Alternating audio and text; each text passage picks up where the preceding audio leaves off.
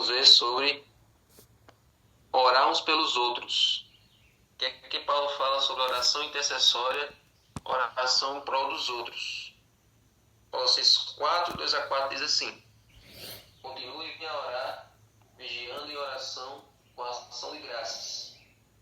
Ao mesmo tempo, orem também por nós, para que Deus nos abra uma porta à palavra, a fim de falarmos o mistério de Cristo, pelo qual também eu estou algemado.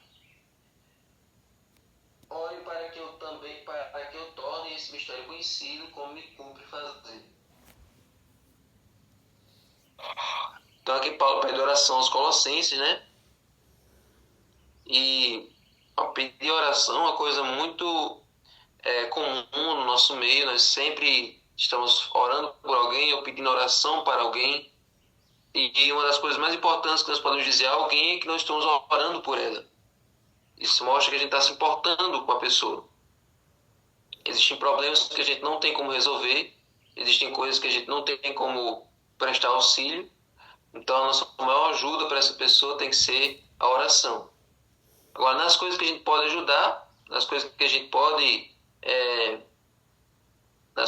pode realmente ali se envolver para ajudar a pessoa, então a gente põe em ação. Mas aquilo que a gente não pode resolver, a gente entrega nas mãos de Deus, que Deus resolve da maneira dele. Então, essa é a forma escolhida por Deus para a nossa conexão e interação com o céu, que é a oração. Agora, preste atenção nesse verso aqui de Ellen White. Faz parte do plano de Deus nos conceder, em resposta à oração da fé, aquilo que Ele não daria se não pedíssemos assim. Olha aí. Se você não pedisse com fé, com confiança, Ele não daria isso aí. Mas se você ora com fé, você ora com total submissão à vontade de Deus, aí Ele vai lhe conceder. Tem pessoas que pedem, mas pedem sem fé. Pedem de qualquer maneira, pedem assim de maneira... estou pedindo aqui, mas eu sei que você não vai atender. Então, Deus não vai atender assim. Deus só atende as pessoas que vão a Ele confiando no poder dEle. Por isso que Jesus, toda vez que curava uma pessoa, Jesus dizia: você crê que eu posso fazer isso? Se a pessoa não cria, não tem como ele fazer nada. Ele só pode agir em prol daqueles que confiam nele, que realmente depositam toda a sua certeza de que ele vai atender, de que ele tem poder para fazer aquilo. Então, quando Jesus foi visitar Lázaro, ele perguntou para Maria: eu sou a ressurreição e a vida. Você acredita nisso? Se Maria dissesse: não, você está inventando. Isso aí não é verdade, não. Aí, mesmo que fosse primo dele, mas ele queria ter a confirmação das pessoas próximas a Lázaro. Então, Deus nos concede muitas bênçãos em decorrência da nossa fé, da nossa confiança e fidelidade a Ele. Olha como Paulo descreveu uma oração de fé. Continuem a orar, vigiando em oração com ação de graças. Então, ele nos diz para orar em todo o tempo e sem cessar. Está lá em Efésios 6,18 e em Tessalonicenses 5,17. Então, veja que Paulo incentiva uma oração incessante. Quem está sempre em oração está sempre em contato com Deus. Quem não ora hora nenhuma, essa pessoa está longe da fonte da vida. A oração constante aproxima você do céu, liga o céu à terra. E como a gente sabe que a oração é a respiração da alma, se você está sempre orando, você está sempre respirando. Então você está sempre puxando fôlego, você está sempre ali em exercício constante. Se você ora só uma vez perdida, você está respirando por aparelhos. Não é verdade? Então, mesmo que a gente não saiba orar como convém, o Espírito Santo intercede por nós com gemidos inexprimíveis. A gente sabe que a oração ela funciona assim. A gente manda a oração para o Pai, a gente destina a oração para Deus Pai, ela vai assinada no nome de Jesus, mas quem traduz as nossas palavras para Deus é o Espírito Santo. Porque muitas vezes as nossas orações são basicamente egoístas, a gente só pede por nós mesmos, a gente só presta atenção nas nossas necessidades, se esquece das dos outros. Às vezes a gente não se dirige a Deus com a reverência, com a solenidade que Ele precisa. A gente está vendo tudo isso no livro do Ouso Pedir Mais. Às vezes a nossa oração é só mecânica, é só aquela reza, aquela coisa repetida que a gente aprende quando chega na igreja, vê um irmão falando, fica repetindo as mesmas jargões a vida toda. Então é trabalho do Espírito Santo pegar a nossa oração e traduzir com outras palavras, com as palavras certas para Deus ouvir. Então, mas o importante é orar. Não se importa se a sua oração com palavras simples, se você não usa palavras rebuscadas, porque existem pessoas que elaboram demais a oração, floreiam demais, dão não sei quantos títulos para o nome de Deus, usam não sei quantos adjetivos ricos e eruditos na oração, mas não estão fazendo isso de coração, estão fazendo só para se mostrar. Enquanto aquela pessoa que pede de maneira humilde, pede com as suas palavras, conversando, ela soa mais natural, mais sincero do que a outra pessoa. É o contraste do fariseu publicano. Então, um conselho que a gente dá na oração é você falar, contar o seu dia, agradecer, pedir, contar as suas experiências para Deus como se Deus não soubesse de nada. Imagine que Deus não sabe de nada, então você vai contar tudo para Ele. É claro que Ele sabe, é claro que Ele viu o seu dia, mas Ele quer ver, Ele quer ter uma interação, Ele quer ter uma intimidade. Se você não conversa com Ele, como é que você cria intimidade com Ele? Então você fale, mas deixe um espaço na oração para ouvir e responder na sua mente. A gente não vê Ele, a gente não ouve a voz dEle, mas na mente Ele pode falar conosco. Agora, como é que eu sei o que é a voz de Deus? Quando o conselho que você ouve na sua mente é totalmente fora do comum, é uma coisa totalmente estapafúrdia, não é Deus. Mas quando o que ele diz está de acordo com o que você já leu na Bíblia, é a voz dele. Mas aí, se um dia ele pedir uma coisa totalmente diferente, você só vai saber se você tiver intimidade com ele. Por exemplo, quando Deus pediu a Abraão para sacrificar Isaac, se Abraão não tivesse comunhão com Deus, Abraão nem teria saído da tenda, nem teria se movido. Ele ia pensar que era apenas um pensamento intrusivo. Todo mundo aqui já ouviu falar na internet de pensamento intrusivo, que é aqueles pensamentos estranhos que vêm assim, sem você alimentar aquilo ali, uma coisa que vem do nada.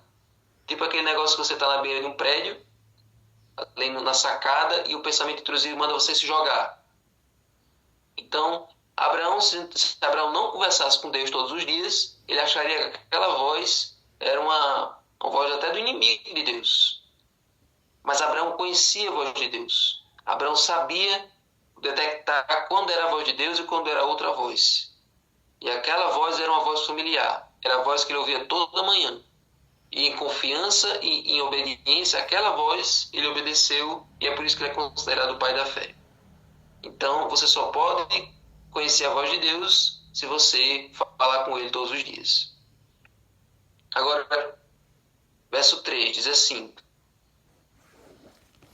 ao mesmo tempo, orem também por nós, para que Deus nos abra uma porta à palavra, a fim de falar. Sim, antes de ler isso aqui, lembre-se que a oração intercessória não faz bem apenas para as outras pessoas, mas faz bem para você. Lembre-se que Jó teve tudo dele restaurado em dobro, porque ele orava por aqueles amigos que não valiam nada. Ore não só para as pessoas com quem você se importa, ore também para as pessoas que você não gosta. Sabia disso? Ore para as pessoas que você não gosta também. Principalmente por elas. É isso que Jesus mandou. Jesus disse: ore pelos seus familiares, ore pelas pessoas que você ama, ore pelas pessoas que você deseja o bem delas. Não, Jesus disse: amai os seus inimigos e orai pelos que vos perseguem. O desafio da vida cristã é fazer o contrário do que o mundo faz. O mundo deseja boas energias, melhoras para as pessoas que eles gostam. E para as pessoas que eles odeiam, eles desejam que vá para o inferno. Mas o cristão, ele deseja que todo mundo vá para o céu. Por isso que ele ora pelos seus inimigos, pelas pessoas com quem ele teve algum tipo de atrito. Porque é nessa oração que o seu orgulho é quebrantado, que o seu egoísmo é quebrantado e que Deus abre portas para que você faça as pazes com essa pessoa, certo? Então, quando Jó orou para aqueles 3 amigos da onça, então ele teve tudo de volta, tudo restaurado na vida dele. Certo? Sim, agora o verso 3. Ao mesmo tempo, ore também por nós, para que Deus nos abra uma porta à palavra, a fim de falarmos do mistério de Cristo, pelo qual também eu estou gemado. Então, essa porta à palavra é o que nós sempre pedimos. A gente sempre pede para Deus abrir uma oportunidade para a gente pregar. Que Deus coloque pessoas no nosso dia para que a gente possa evangelizar.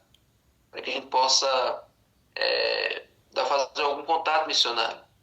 Eu sempre peço a Deus que coloque pessoas de diferentes áreas, principalmente quando olha a necessidade da igreja. Eu acho que seria bom você orar assim também. Deus, coloque diante de mim uma pessoa que tem habilidade com crianças. Coloque diante de mim, na minha frente, uma pessoa que gosta de cantar.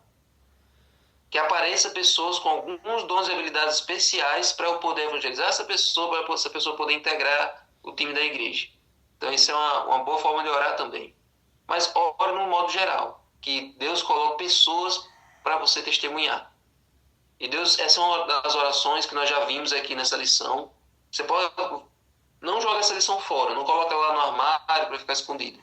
Tem um guia nessa lição aqui que falou quais são os pedidos que Deus sempre atende. Orações infalíveis que Deus sempre responde. E uma dessas orações infalíveis é pedir para Deus colocar uma pessoa para você evangelizar.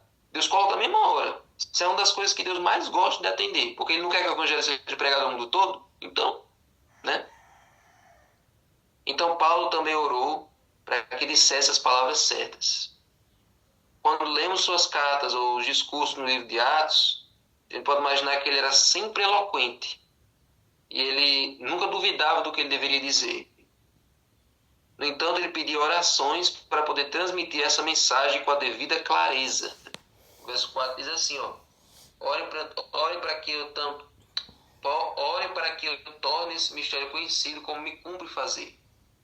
Aqui dá a entender, eloquente fala bem. Então, ore para que eu torne esse mistério conhecido. Aqui parece que ele está só pedindo para ele pregar cada vez mais. Só que na nova versão transformadora diz transmitir essa mensagem com clareza. Ou seja, ele queria levar o evangelho mais para frente, mas ele queria saber adaptar a mensagem para todos os públicos. Porque Paulo não pregava só para pessoas simples. Ele pregava para pessoas ricas, para aristocratas, para soldados, para gente do governo. Então, onde quer que ele estivesse, ele queria que a mensagem dele, que as palavras dele, fossem ao encontro à necessidade de cada um. Então, peça a Deus isso também. Que você saiba falar com todo tipo de gente. Você tem que aprender a falar com evangélicos, você tem que aprender a falar com católicos, você precisa aprender a falar com ateus, né? Você precisa aprender a falar com as pessoas que não têm nenhuma formação, que terminaram seus estudos no fundamental, na 4ª série. Também você precisa aprender a falar com as pessoas que já são formadas, com quem gosta de Deus, com quem não gosta, com quem é mais velho, com quem é mais jovem. Que Deus possa dar a cada um de nós o dom de falar para todos os públicos o Evangelho. Então, era isso que Paulo pedia. Paulo reconhecia a importância de levar a mensagem aos mais altos níveis do governo romano, incluindo a casa de César. Então, era isso que Paulo pedia. Então, vamos terminar aqui lendo o texto de Ellen White. Para orar, não é necessário que estejamos sempre prostrados de joelhos. Isso aqui todo mundo sabe. Cultivemos o hábito de falar com o Salvador quando a sós, quando estamos caminhando e quando ocupados com os trabalhos diários. Que o nosso coração se eleve continuamente, em silêncio, pedindo auxílio, luz, força, conhecimento. Que cada respiração seja uma oração. E o maior exemplo de oração que nós temos é Jesus. Tudo que Jesus mandou a gente fazer, ele mesmo fez. Ele orou em todo o tempo, vivia sempre em oração. Mesmo ele sendo Deus, mas ele, como humano, dependia do poder do Pai. Então, todas as noites, ele passava a noite em claro orando, pedindo forças para o dia e pedindo por cada um de nós. E na cruz, ele orou por aqueles que estavam pregando as suas mãos e seus pés naquele momento, pedindo perdão a Deus por eles, porque eles não estavam tendo ideia do problema que eles estavam arranjando para a vida deles. Que a sua inspiração seja uma oração.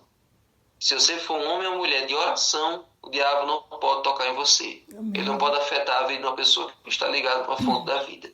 Amém? Senhor Deus, muito obrigado, Senhor, por essa bênção que o Senhor colocou em nossa vida, que é a oração. Sim. Quando a gente ora, a gente dá argumentos para o Senhor para intervir em nosso favor. Se a gente não ora, Satanás ele tem total liberdade sobre a nossa vida, porque a gente não está entregando ela nas tuas mãos. Então, Senhor, nos perdoa, nos ajuda, Senhor, a manter a comunicação contigo, falando contigo através de oração e ouvindo a tua voz através da tua palavra. Nos ajuda a ter fé que possa mover montanhas e que essa fé, Senhor, possa ser viva e genuína. Que a gente não só ore pelas pessoas, mas dentro do nosso alcance, que a gente possa fazer algo por elas. Porque a oração, já está dizendo, orar mais ação. Então fica conosco, dá-nos uma boa manhã e um bom estudo do livro, em nome de Jesus. Amém.